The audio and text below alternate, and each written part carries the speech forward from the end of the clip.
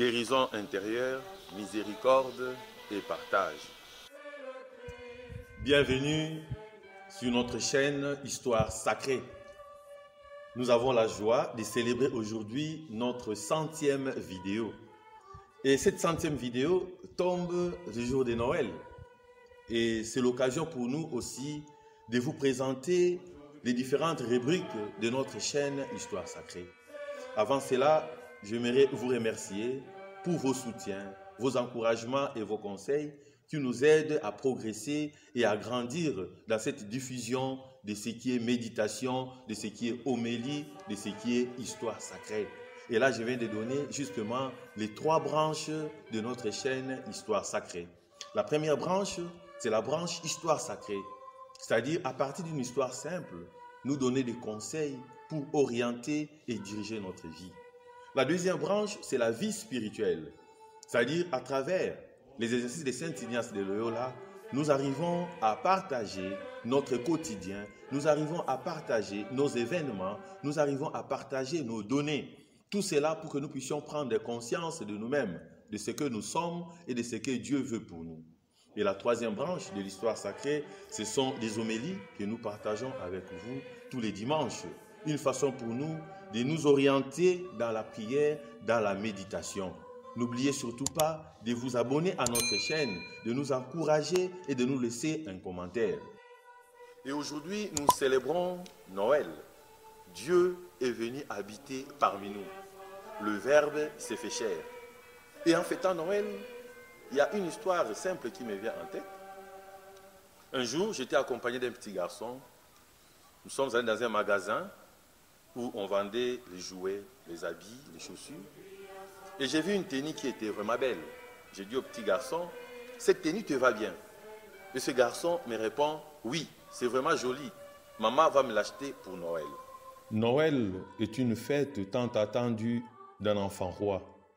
C'est une réalité vécue dans nombre de familles où l'on a tout fait pour que ces jours soient source de bonheur pour les enfants aimés. Comme ce garçon puisse se laisser aimer. Dans cette joie, chacun peut entrevoir soudain un accomplissement de sa propre vie. Noël, c'est le moment de rendre les autres heureux et heureuses. C'est le moment de nous rendre heureux. Nous devons nous arracher de nos vues immédiates de bonheur, que nous acceptions d'entrer dans les vues de Dieu pour avoir part à son royaume. Pendant la messe de la veille au soir, il nous est présenté la généalogie de Jésus, qui évoque les misères et les espoirs d'un peuple qui déborde largement le seul judaïsme. Elle conduit à Jésus, le vrai fils de Joseph, selon la condition légaliste d'Israël. Mais dans la nuit de la foi, Joseph doit se déposséder et discerner que l'accomplissement de l'attente est don de Dieu, non fruit de l'homme. Posons-nous la question, au cœur de la nuit, saurons-nous voir briller la lumière divine? Lorsque se croulent nos pouvoirs dans la misère et dans la souffrance, comment reconnaître le germe d'un avenir ouvert? Au-delà des illusions, dans la pauvreté et l'humilité du cœur, nous pouvons nous ouvrir à Dieu. En ce jour de Noël, nous comprenons qu'au sein de la nuit jaillira la lumière, cette lumière qui est venue éclairer tout homme venant en ce monde. Oui, la vraie lumière et par là la vraie joie reste inaccessible à ceux qui ne voient que les apparences. Demandons au Seigneur de nous pénétrer de foi et de nous faire découvrir sa gloire, pour reconnaître le don de Dieu dans l'humble signe d'un nouveau-né couché dans une crèche, pour voir la création en fête, là où il n'y a que la nuit, il faut une totale pauvreté.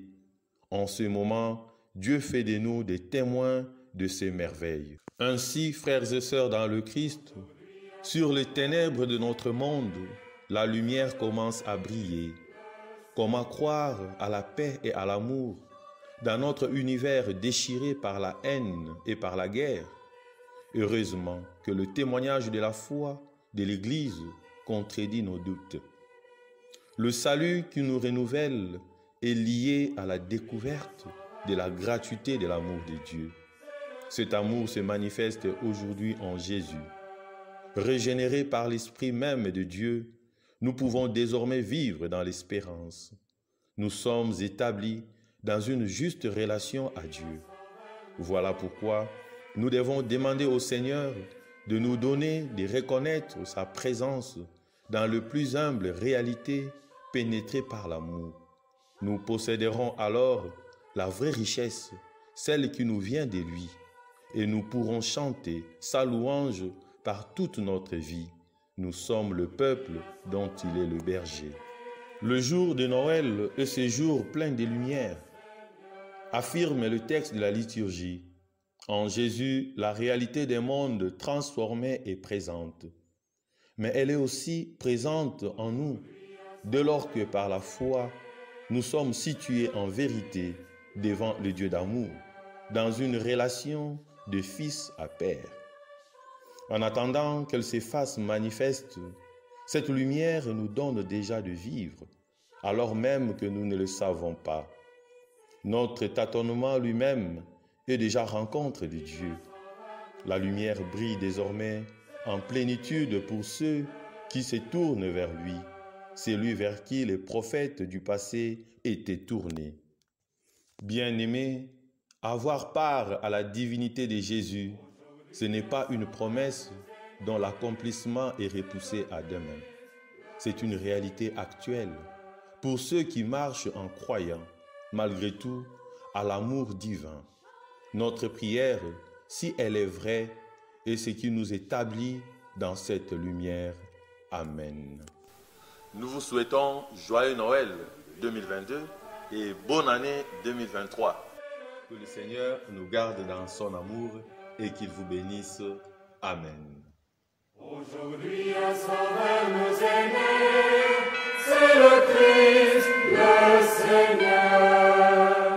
Chantez au Seigneur un chant nouveau, chantez au Seigneur terre entière, chantez au Seigneur et bénissez son nom.